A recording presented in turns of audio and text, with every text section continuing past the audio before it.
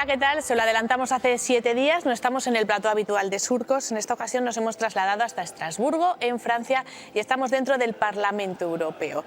Mucho hablamos de lo que aquí ocurre y en esta ocasión hemos querido desplazarnos y conocer in situ todo lo que aquí está ocurriendo. Ya saben que aquí se tiene la última palabra de las votaciones y una vez que aquí se vota por última vez, se ponen en marcha las medidas. Y ya saben también que el 70% de las políticas que nos afectan a todos los ciudadanos dependen precisamente de la Unión Europea.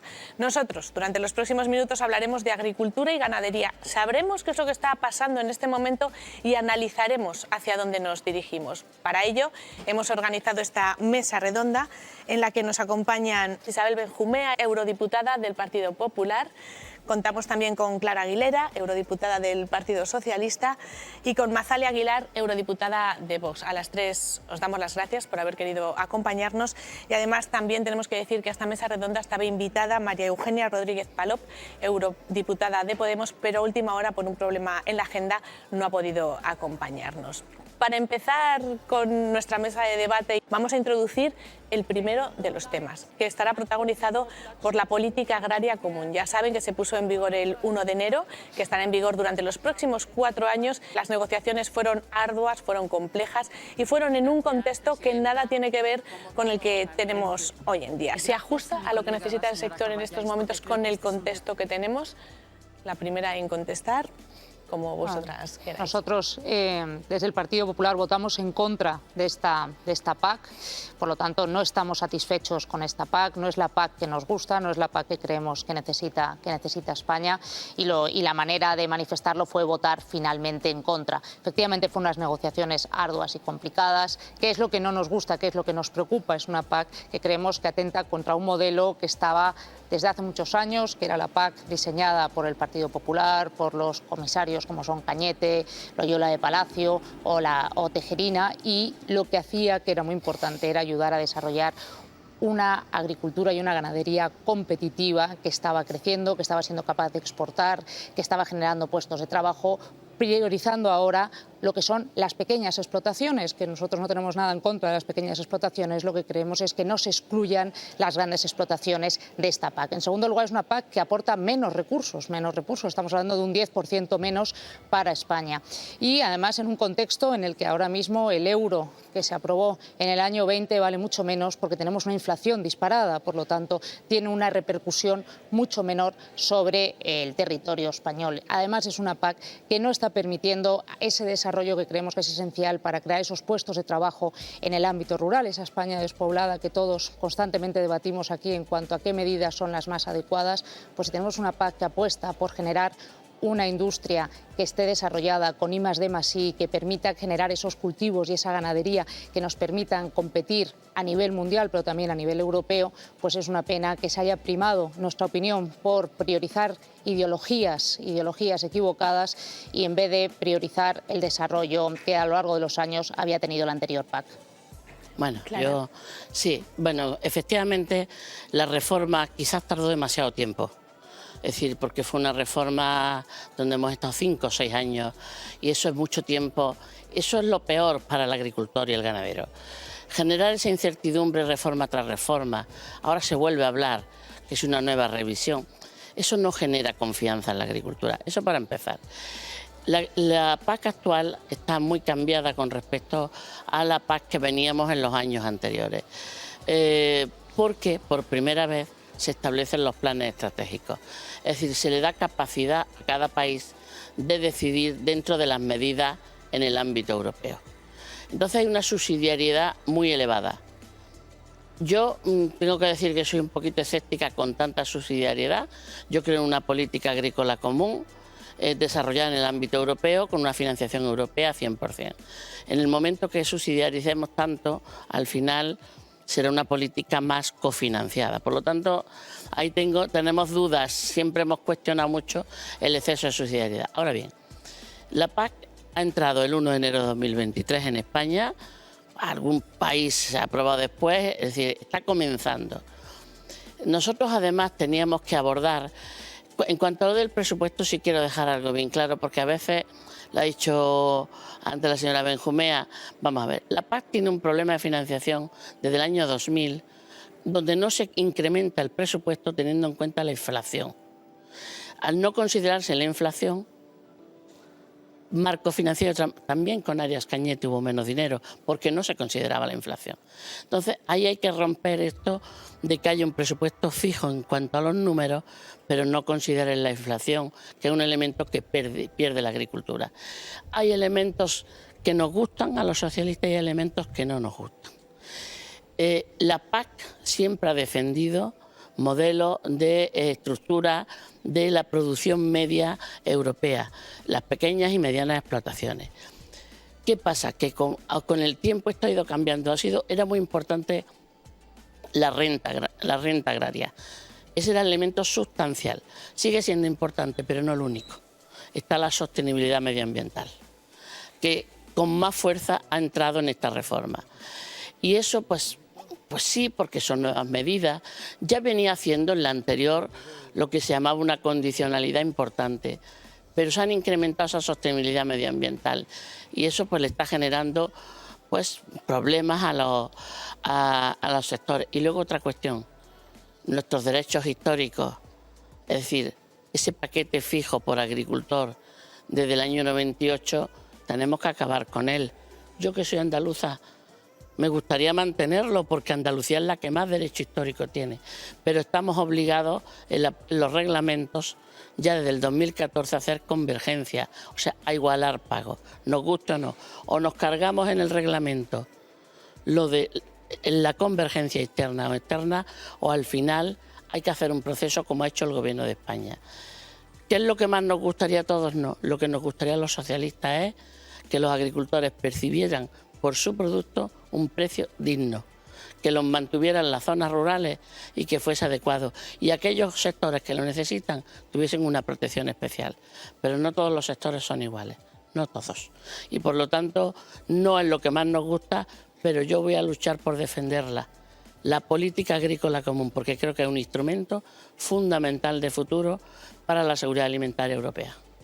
Clara lo ha anticipado ya, ha sido por primera vez cada país miembro ha tenido que elaborar un plan estratégico de aplicación de la PAC. Mazali, ¿qué opina de este plan? ¿De los planes estratégicos o de la PAC? Bueno, de la PAC y del plan estratégico para aplicar la PAC. Vale, vamos a ver. Yo considero que esta PAC... Bueno, yo soy novata. Quiero decir que... Bueno, no tanto, muy experimentada. Novata aquí soy yo. Sí, mi querida colega lleva más tiempo que nosotros, con lo cual conoce de primera mano cómo está y ha podido ver la diferencia entre la PAC, digamos, esta y la anterior. Yo que, como digo, soy novata al respecto, lo que sí es que, y estoy convencida que las personas que nos están viendo se dan cuenta que el escenario para el que se estaba definiendo y dibujando esta PAC no tiene nada que ver con el actual. Es decir, nadie esperaba en un momento ni una pandemia ni una guerra de Ucrania. Eso ha trastocado absolutamente todo. Y ese escenario en estos momentos no tiene nada que ver. Esa es la razón por la que nosotros, y yo particularmente abogo por... Ya sabéis que esta PAC está unida en una, digamos, como en un cordón umbilical a algo que dice el señor Timmermans de Europa será verde o no será. Es decir, es el Pacto Verde. Y ese Pacto Verde tiene dos estrategias importantes, de la granja a la mesa y la de biodiversidad. Pero en estos momentos no está Europa como para poder, digamos, sostener esas estrategias. De hecho, y lo comentábamos el otro día en una reunión, la propia Comisión Europea el año 21 emite un informe donde dice que, tal y como está la situación, esta estrategia de la granja a la mesa va a ser una estrategia fallida porque va a traer muchos perjuicios para los agricultores y ganaderos. Un descenso en los ingresos, un incremento en los costes operativos y, fundamentalmente, ahí te digo que soy tremendamente guerrera en el aumento de las importaciones de terceros países. Digamos, eso como contexto. Yo, que lo mío es la economía, ha sido la economía siempre, digo siempre que un negocio que no es rentable no es sostenible. Y efectivamente en estos momentos la rentabilidad de la agricultura está bajo mínimos, cuando no bajo pérdidas. Y tiene razón, Clara, es decir, hay una ley en España que está prohibiendo vender a pérdidas, pero ahí está la situación, de modo que ese escenario que yo estoy comentando no es nada, digamos, agradable ni nada beneficiario para la agricultura.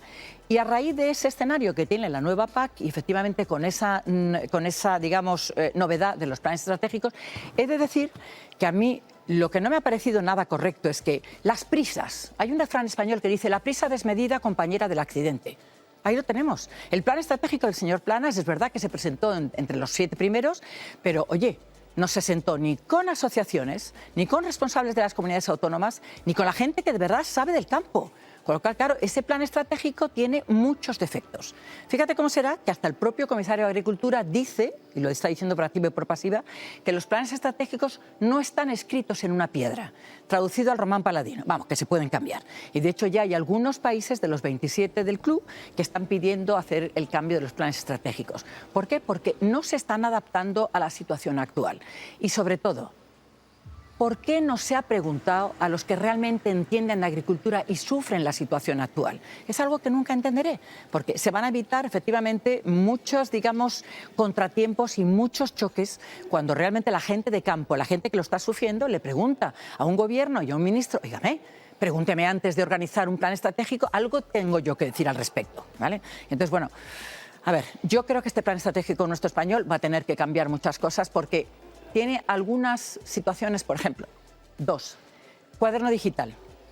El Gobierno del Reino de España se mete con la banca cuando dice que no se ayuda desde las sucursales a la gente mayor porque no tiene por qué estar, digamos, conocer la digitalización, ni siquiera utilizar un cajero automático. Pero ¿por qué no lo hace como con el campo?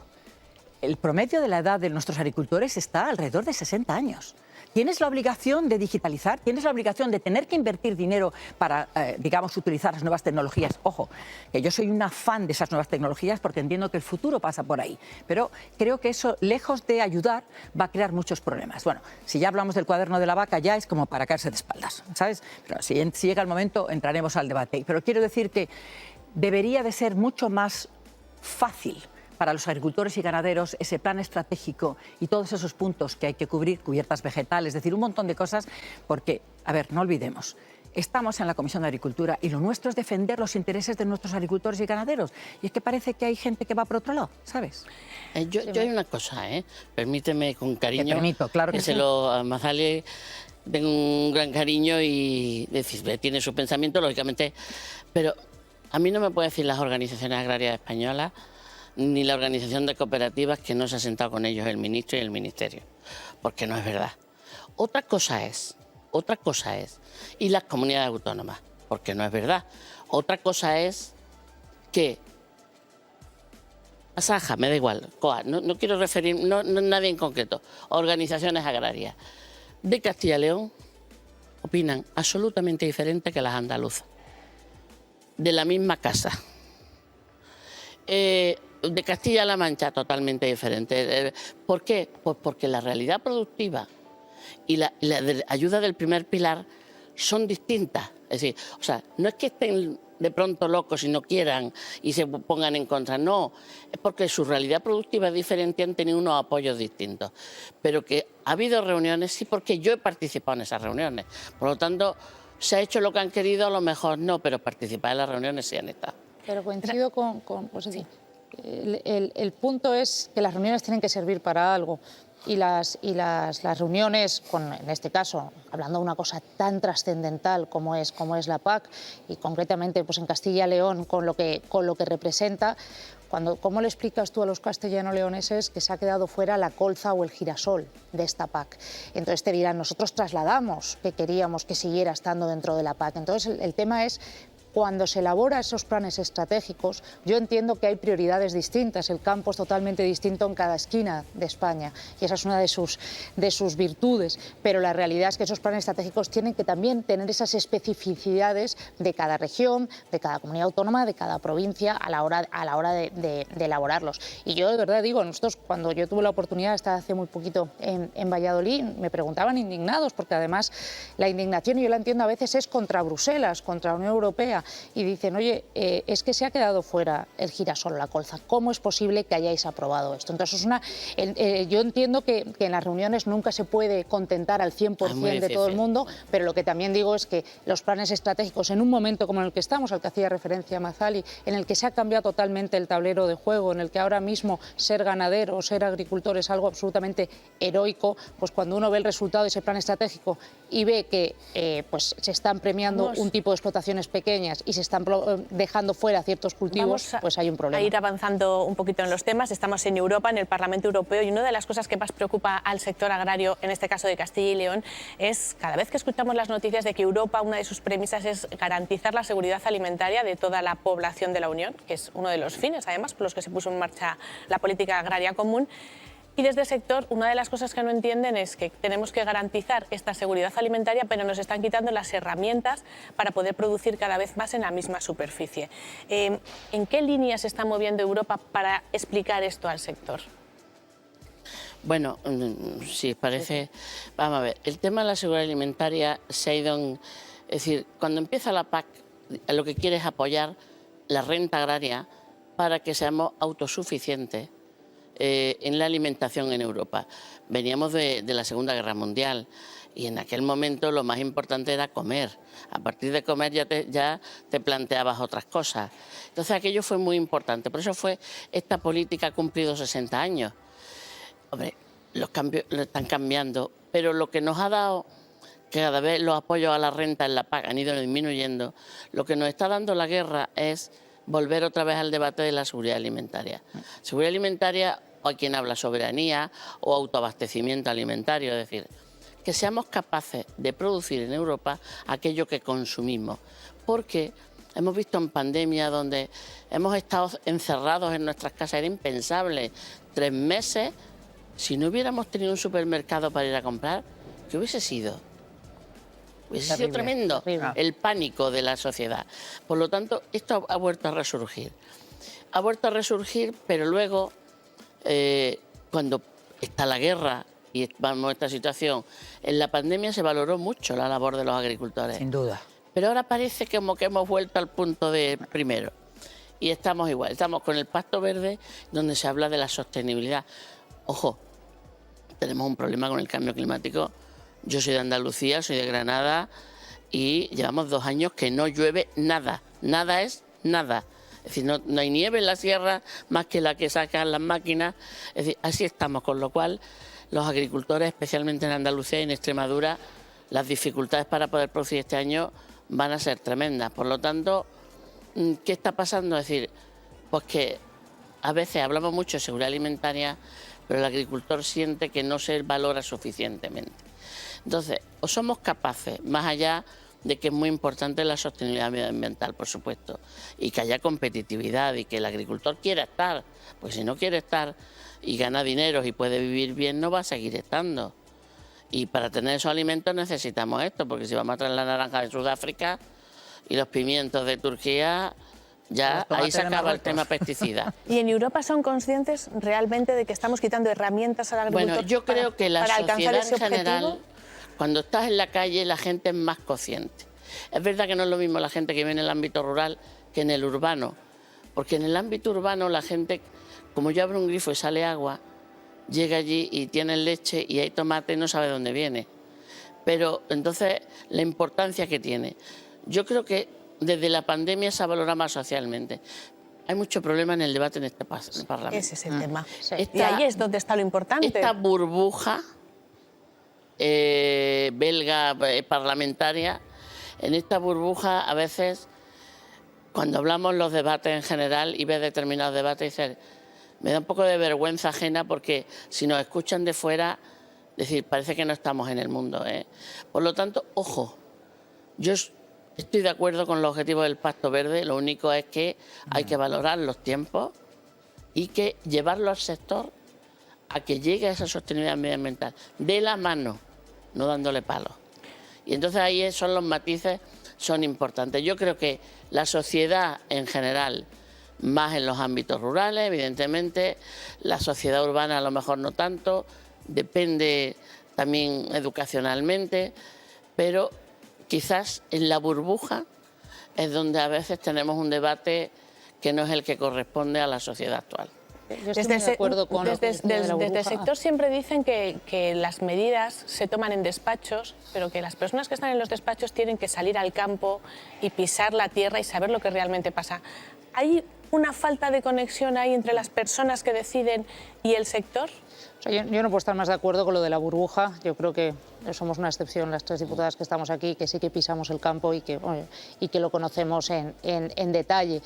Pero yo personalmente, que me he criado en el campo, muchas veces cuando vuelvo a casa, cuando vuelvo a Extremadura, cuando hablo con los ganaderos principalmente o con los agricultores, tienen muchísima razón cuando dicen no es una irresponsabilidad legislar sin tener conocimiento del terreno, sin tener conocimiento de la idiosincrasia, de la problemática y un tema tan específico, tan complejo como es la agricultura, como es la ganadería. Yo a veces creo que tienen mucha razón cuando utilizan la palabra de irresponsabilidad, porque se están primando otros objetivos que pueden ser loables, pero se están primando sin conocer el impacto que tienen en las economías locales, en las economías rurales y en algo muy importante que es la seguridad alimentaria, que lo estábamos hablando, porque el objetivo de la PAC es conseguir esa seguridad alimentaria, pero a un precio asequible también. Y estamos ahora mismo en un momento en el que estamos generando tanta complejidad, exigiéndole tanto a los ganaderos y a los agricultores, poniendo además tantas trabas para el cultivo, por ejemplo, cuando tiene que ver todo el tema de los pesticidas, que lo que estamos haciendo es encarecer la producción y lo que estamos llevando a muchas producciones es a decir no me compensa y por lo tanto cierro, y además con la reducción que decía Clara de que el presupuesto se está reduciendo de la PAC. Por lo tanto nos encontramos en un contexto en el que el objetivo, en mi opinión, ideológico, excesivo, de primar ese pacto verde que nadie niega, el primer enamorado del medio ambiente es el agricultor y el ganadero, el primer enamorado de cuidar el campo. A ir pero hay que hacer una vamos a ir agricultura agilizando competitiva. el debate y vamos a ir introduciendo otros temas. Ahora mismo en España, en Castilla y León, preocupa mucho todo lo que tiene que ver con la ley del bienestar animal.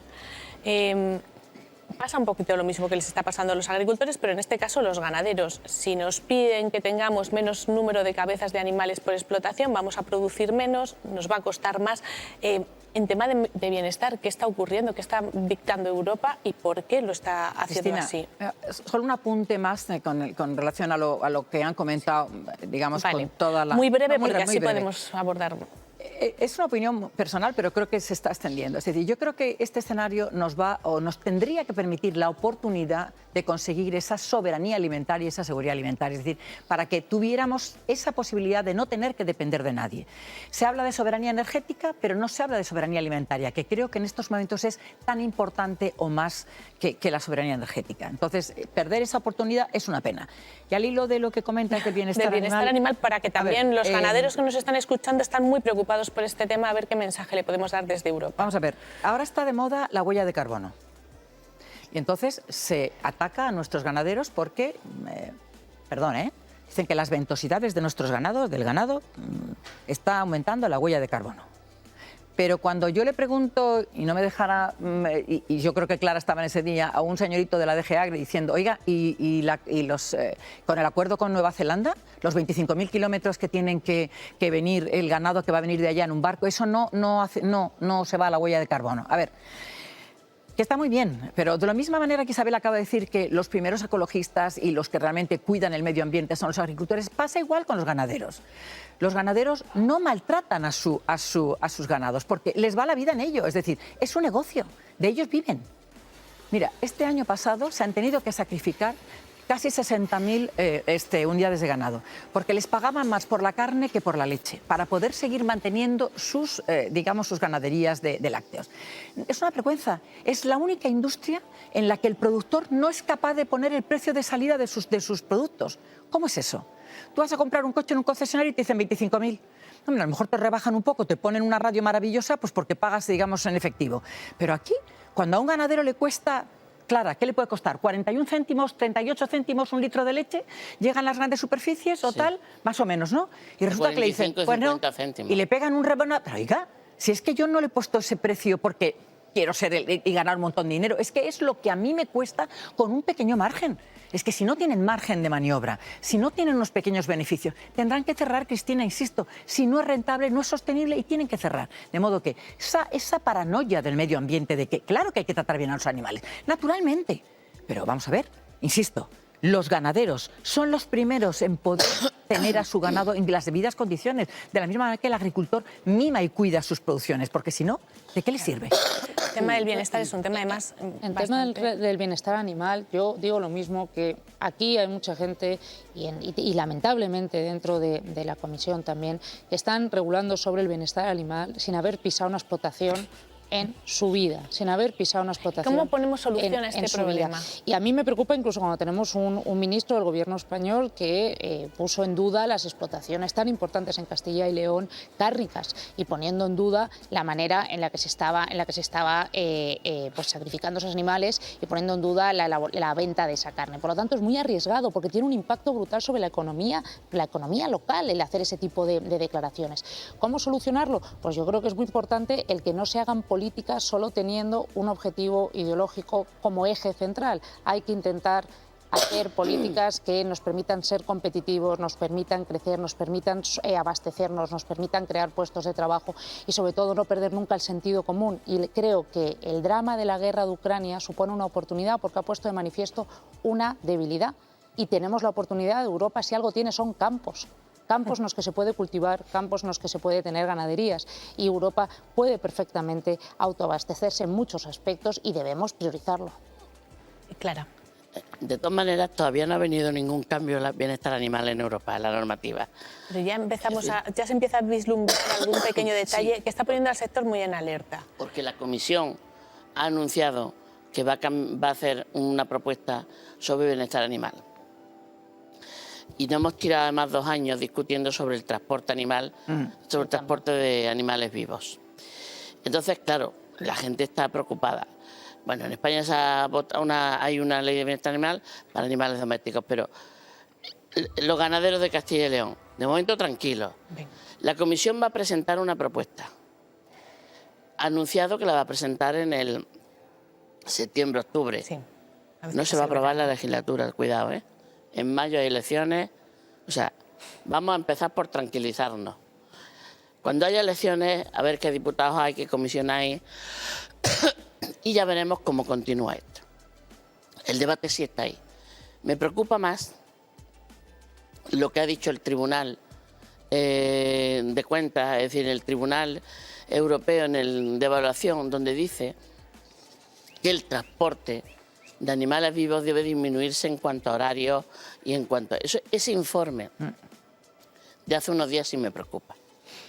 Es decir, que yo creo que tenemos una normativa adecuada, hay que cumplirla, que en países que no la cumplen, pero tranquilidad, porque el anuncio probablemente no llegue. Pues con este mensaje de tranquilidad nos un comentario quedamos. nada al hilo de un comentario muy bueno que ha traído a colación Isabel. En España tenemos campos. Un pequeño apunte. La tierra de Campos, que es una parte de Valladolid, tú conoces perfectamente, Valladolid, Zamora, llegó León, Palencia. a ser el granero del Imperio Romano. ¿Cómo es posible que no seamos capaces, con la superficie que tenemos, de ser no solamente el granero de España, sino el granero de Europa? Con lo cual, tiene toda la razón Isabel. Tenemos campos para aburrir, pongámoslos a funcionar. Sí. Por eso hablaba yo de la oportunidad. Y otra cuestión que se me había olvidado, que tiene que ver, la ganadería extensiva. Tiene que ser un elemento diferenciador medioambientalmente. Pero si tenemos campo para hacerlo. Claro. Y Castilla y León es un buen ejemplo. Claro. Claro. Como Extremadura Sí. y como Andalucía. Esas dehesas tienen una aportación medioambiental incalculable. Increíble. Sí, señor. Y por lo tanto, si conseguimos ahora entre la normativa de emisiones que se distinga la ganadería extensiva y la futura que venga, cuando toque el debate, si conseguimos diferenciar y hacer un buen concepto de ganadería extensiva, creo que los sectores ganaderos de Castilla y León, como Andalucía y Extremadura, esas dehesas, esos ecosistemas que son medioambientalmente muy potentes, ganarían.